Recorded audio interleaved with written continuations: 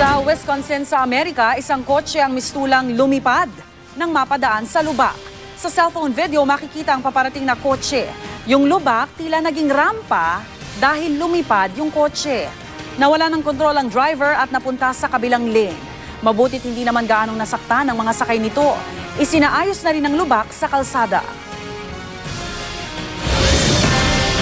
Tila nagpahaging si Pangulong Noynoy Aquino sa Foreign Ministry ng China.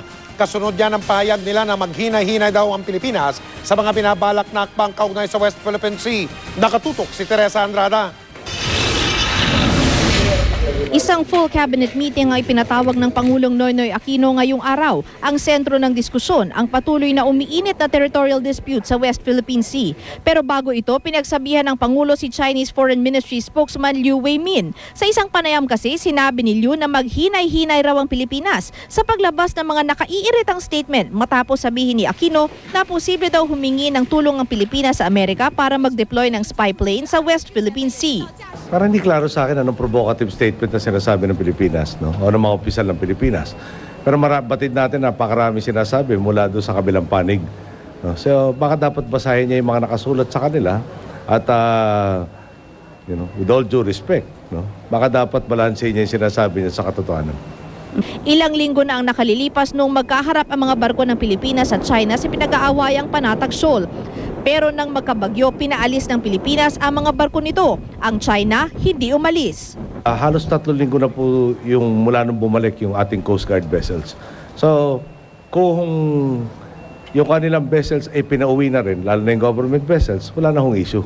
So, sino kaya nagpapatagal ng issue dyan po sa Panatag Shoal o sa Baho de Masinloc? Hindi pa tiyak kung itutuloy ng Pangulo ang paghingi ng paglipad ng spy planes ng US sa West Philippine Sea. Pero ang US Embassy nagsabi ng handa silang magbigay ng tulong at impormasyon sa Pilipinas kasama na ang pagbabantay nito sa teritoryo ng bansa. Bilang bahagi ng matagal ng military cooperation sa pagitan ng Amerika at Pilipinas, malawak ang sakop ng West Philippine Sea kaya hirap ang Pilipinas na i-monitor ang teritoryo nito doon. Pero para sa Panatag Shoal na 124 nautical miles lang ang layo sa Zambales, sinabi ng Philippine Air Force na may kakayanan daw silang magsagawa ng flybys doon. Pero wala pa raw utos ang Pangulo at ang bilin sa kanila, aayusin ng gusot sa pamamagitan ng diplomasya. Samantala, nagpadala kahapon ng DFA ng ika-10 note verbal sa Chinese Embassy para iprotesta naman ang pagtatayo ng isang komunidad sa isang bahagi ng Kalayaan Island Group na tinawag ng China na Sansha City. Ayon sa China, kabilang daw sa mga teritoryong sakop ng Sansha City ang Nansha Islands o Kalayaan Island Group sa Pilipinas. Nasa teritoryo ito ng West Philippine Sea. This is the 10th note verbal that we have sent to China. So we do that, and later on we can use this protest in a proper forum. Teresa Andrada, Nakatutok, 24 Oras. Mga kapuso, mahalaga po ang tungkulin ng media para lalong pagtibayin ng demokrasya sa ating bayan. Ang media ang nagbabantay kung may mga irregularidad o mga kalabisan na dapat iulat sa taong bayan. Pero hindi magagampanan ng media ang papel na yan kung may banta sa malayang pamamahayag. Sa pagpapatuloy ng aming serya ng special report tungkol sa krimen, susuriin po namin ngayong gabi ang mga karahasang nagawa laban sa mga mamamahayag at ang pagsisikap na mabigyan ito ng katarungan. Nakatutok si Ian Cruz.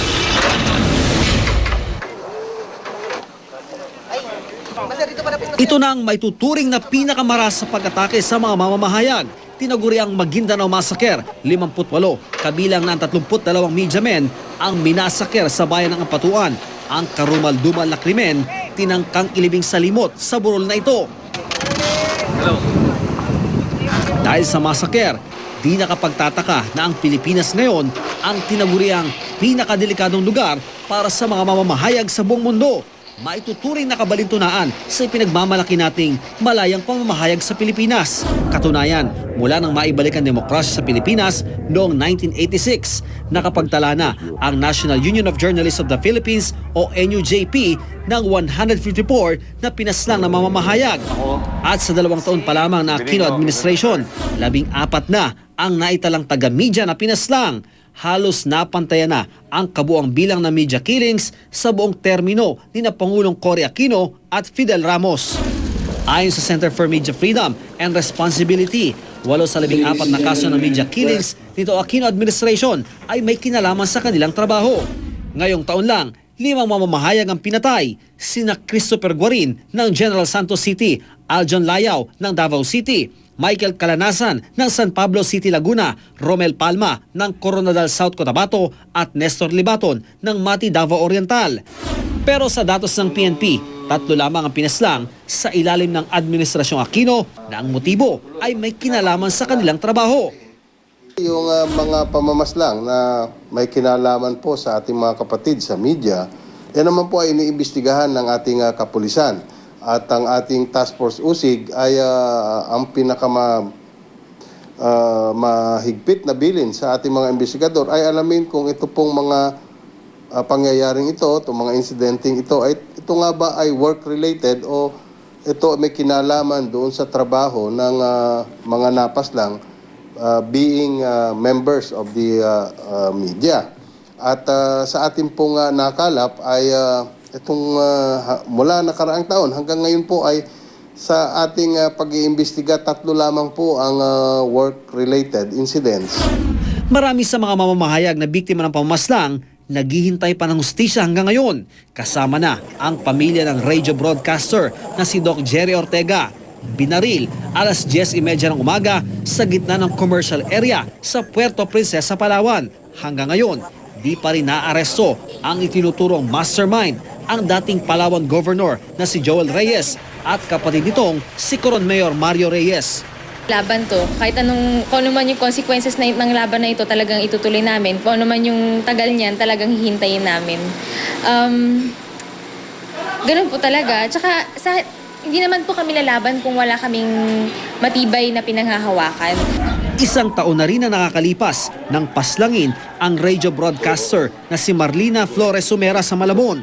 Hanggang ngayon, wala pang naaresto sa 5 salarin. Sana kay Presidente, sana yung pangako hindi lang mapako. Kahit po sana konting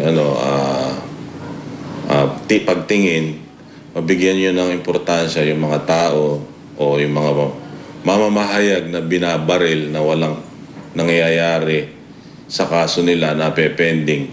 So yun lang sana ang hihilingin ko kay Presidente na sana yung ipinangako niya noon na hanggang ngayon hindi ko pa nakakalimutan, gawin na niya.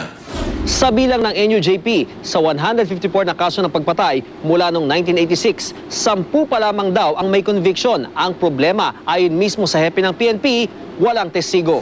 Witnesses play a very important role in the solution of crimes.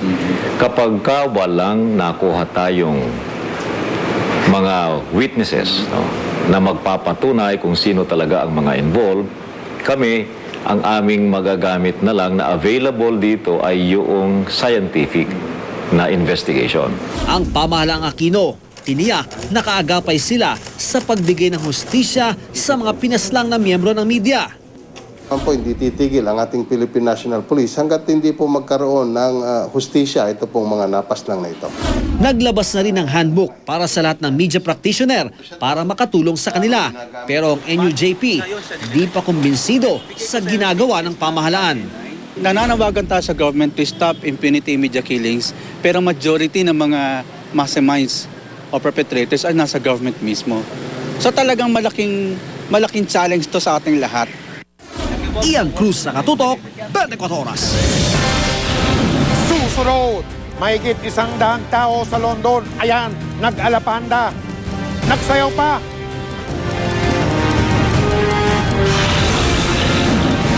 Prepaid load sa mga cellphone, pinag-aaralan ng alisan ng expiry date.